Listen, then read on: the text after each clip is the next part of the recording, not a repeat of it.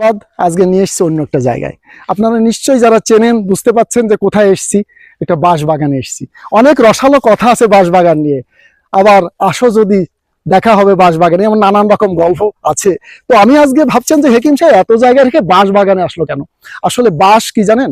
আমরা প্রচলিত কথাই বলি ওকে বাঁশ দেব মানে ক্ষতি করব, কিন্তু না, আজকে ক্ষতি করতে আসিনি, আপনার একটা উপকারের কথা এখানে বলতে এসেছি। তাই আজকে এই বাঁশবাগানে আসা।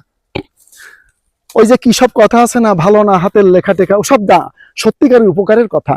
এই বাঁশ, আপনি জানেন কিনা একটা সাধারণ জ্ঞানের কথা বলছি, পৃথিবীর সব থেকে লম্বা ঘাস কি? বাঁশ। তৃণ, সমস্ত লম্বা তৃণর নামই হচ্ছে বাঁশ, সবচেয়ে শক্ত তৃণর নামই হচ্ছে বাঁশ। আসুন, এই বাঁশের অনেক ঔষধি গুণ আছে। এই ঔষধি গুণটা আপনাদের সামনে একটু তুলে ধরি।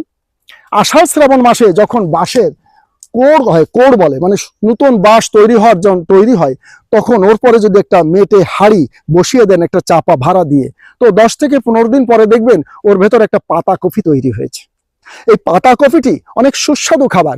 অনেকে চিংড়ি মাছ দিয়ে খায়, অনেক কুচি কুচি করে মোরব্বা তৈরি করে খায়। এর নানান রকম খাবার পদ্ধতি আছে, এগুলো খাবার ব্যাপার। তবে এর একটা ঔষধি গুণ আছে, এটা যৌন রোগের একটা মহা ওষুধ। আপনি যদি এটা খেতে পারেন আপনি সুস্থ থাকবেন। কারা সাধারণত খায় জানেন?